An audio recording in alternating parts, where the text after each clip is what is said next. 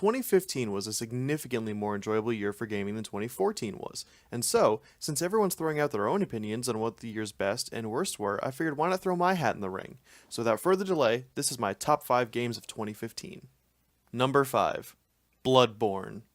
As someone who doesn't have the patience to get good, yet sincerely enjoys the lore, atmosphere, combat, and overall feel of the Souls titles, Bloodborne felt like a blessing in disguise. Somehow, I was inexplicably adequate at this game, and that made it all the more enjoyable. A heavy emphasis on dodging and opportune striking rather than blocking and spells really appealed to me, and led to a game that gave me hours and hours of enjoyment. Number 4. Mortal Kombat X. Mortal Kombat 4 was, for a very long time, my absolute favorite MK title. That may be the nostalgia talking, as it was one of my first PlayStation games ever, but I always thought the 3D style, cheesy FMV cutscenes, and awesome camera rotations, as well as a bitching soundtrack made it a million times better than any of the extremely meh PS2 titles that came after it. Mortal Kombat 9 really impressed me with its complete story reboot, and since it covered Mortal Kombat 1 through 3 in one title, I was excited to see what the next game would bring and how it would handle 4. Needless to say, I was not let down in the slightest. While MKX does have a very short story mode, it more than makes up for it with faction wars, living towers, traditional arcade mode, and a very active online community. This may also be the most fluid and smooth combo system any MK title has ever had, and even though characters like Jarek, Fujin, Reiko, and Kai were cut out, I think that may have been for the best. Seeing cameos from Deadly Alliance characters Boraicho, Lee May, and Frost were cool though, and hopefully they'll be playable in the future. Number 3. Until Dawn. Until Dawn was a game that honestly completely came out of nowhere, and in my opinion isn't getting nearly as much recognition as it deserves. Yes, the game is cheesy, yes the acting is corny, yes a lot of the plot makes no sense and seems really out of place, but that's how it's supposed to be. It's a game made by classic horror fans for classic horror fans. To quote Jim Sterling, it took what Heavy Rain was trying to do and did it right.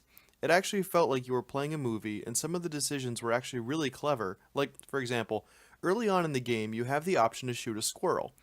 If you do, that can completely come back and screw you over long after you've forgotten about it. And it's honestly something so insignificant that why would you think about it? But that's part of the charm. Until Dawn had me hooked from start to finish, and if you can take it for what it is and laugh along with it, then you're in for a really awesome time. Number 2. Batman Arkham Knight. This was honestly a nice wrap-up to the Arkham series. Yes, the gameplay was familiar, the mechanics were familiar, the story was alright at best, and a lot of us have Gotham mapped out by memory at this point, but it was its familiarity that made it so good. They knew that this would be Batman's final Arkham adventure, so they knew there would really be no point in introducing a bunch of new convoluted mechanics. This was a send-off, and an extremely well done one. I know people are really divided on this, but I greatly enjoyed my final ride with the Dark Knight. Honorable mentions. Honorable mentions for this list go out to The Witcher 3, Halo 5, Super Mario Maker, Guitar Hero Live, Dragon Ball Xenoverse, and Persona 4 Dancing All Night. All of which are extremely great games, but I either didn't finish them to completion, or didn't think they were as good as the rest of the games on this list. Number 1.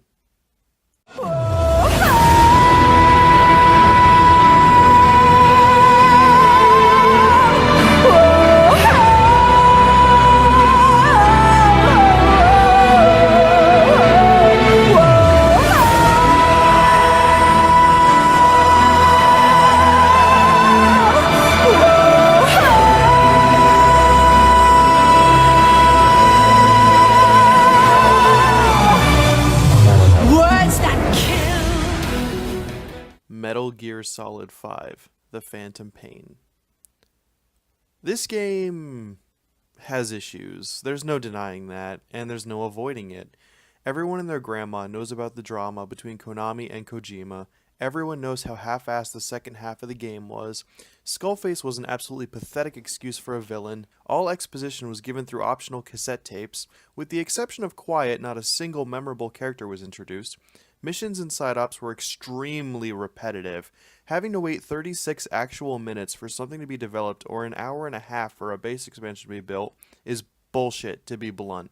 The microtransactions are completely unnecessary, and any upcoming DLC will be absolute shit.